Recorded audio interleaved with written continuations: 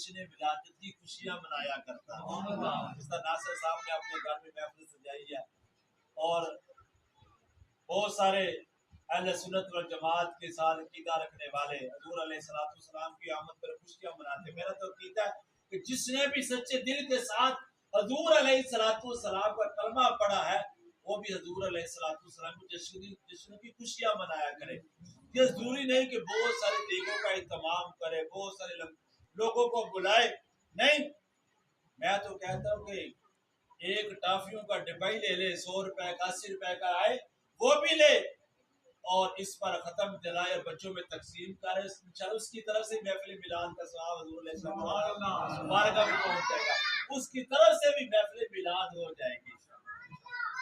آپ فرماتے ہیں کہ مصر میں ایک نوجوان تھا جو ہر سال حضور علیہ السلام کی جشن ولادت کی خوشیاں منایا کرتا تھا.